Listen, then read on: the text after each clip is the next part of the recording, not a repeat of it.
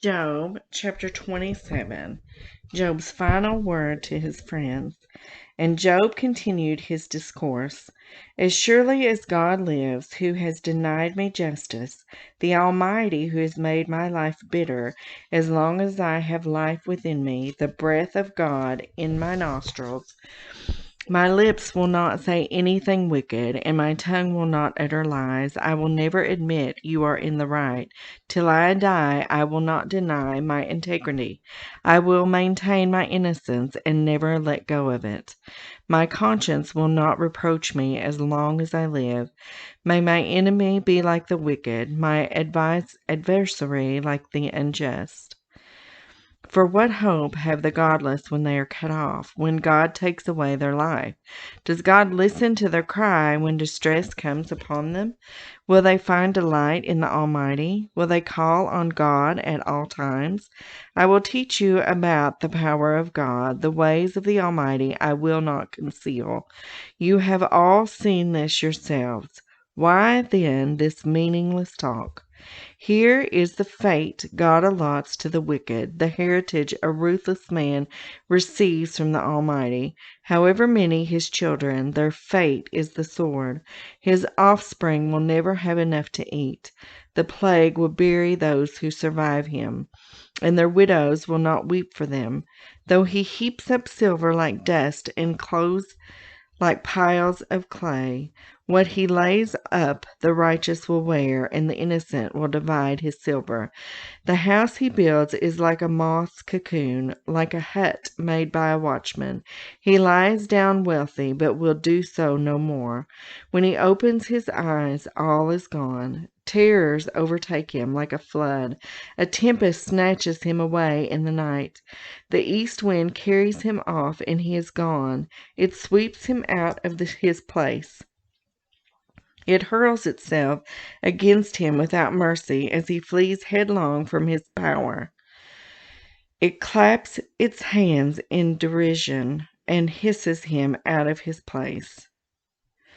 Chapter 28, Interlude, where wisdom is found. There is a mine for silver and a place where gold is refined. Iron is taken from the earth, and copper is melted from ore. Mortals put an end to the darkness. They search out the farthest recesses for ore in the blackest darkness. Far from human dwellings they cut a shaft in places untouched by human feet. Far from other people they dangle and sway. The earth from which food comes is transformed below as by fire. Lapis lazuli comes from its rocks, and its dust contains nuggets of gold. No bird of prey knows that hidden path, no falcon's eye has seen it. Proud beasts do not set foot on it, and no lion prowls there. People assault the flinty rock with their hands, and lay bare the roots of the mountains.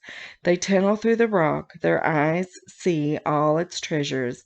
They search the sources of the rivers, and bring hidden things to light. But where can wisdom be found? Where does understanding dwell? No mortal comprehends its worth. It cannot be found in the land of the living. The deep says, "It is not in me." The sea says, "It is not with me." It cannot be bought with the finest gold, nor can its price be weighed out in silver. It cannot be bought with the gold of Ophir, with precious onyx or lapis lazuli.